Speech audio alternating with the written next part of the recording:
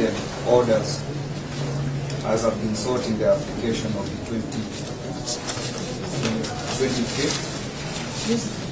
Our submission, Your Honor, is that there are no compelling reasons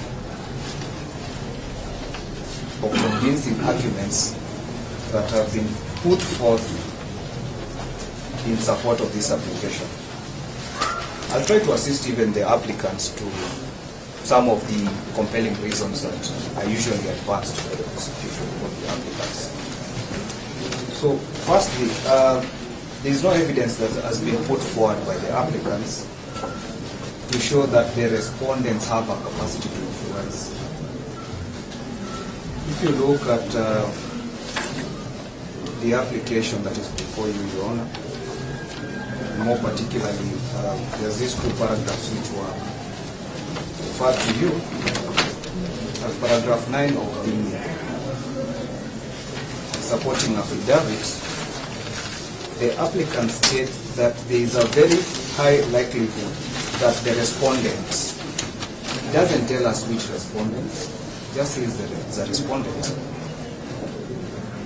And you know, Your Honor, parties are bound by their own feelings. They don't tell us which respondent would likely interfere with this investigation. Our submission is that, save for that paragraph saying that there is a very high likelihood that the respondent will interfere, there is no compelling evidence that has been annexed to that paragraph, say in terms of evidence that can compel this court to grant those orders. It is just a blanket statement that has been put there. The second issue is that the applicant indicates that there is a likelihood that the respondents, more importantly the second, third, and fourth respondents, although it cuts across all the respondents, are flight risk. The same, there is only a blanket statement that has been made in the application. There is no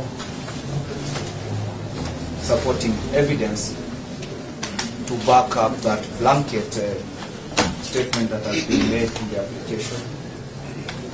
More importantly, the application refers to a respondent. It doesn't say respondents. I refer the court to ground number 8 in support of the application, and number 9. They refer to a respondent. We don't know which respondent. So I believe in our submission that paragraph does not refer to either the second, third, or fourth respondents. It could be the respondent who's not before this court. If you look at the application, they've indicated that there is one suspect who's still at large. It could be that this respondent referred to yes. The third submission that we should make is that the seriousness of this offense in itself does not make it a compelling reason to warrant that the respondent not be admitted to reasonable bond and bail terms. The assertion that by the prosecution that this is a public interest matter, which assertion is not even in the affidavit or the application itself, also does not make this matter, or is not a compelling reason in itself to warrant this court to grant the orders or not to grant reasonable bail terms to the respondents. Your Honor, from time to time, Article 49... That one from taking photos, from the media personality, is a guy standing up there with a mask. Come and see what media is a bigger picture.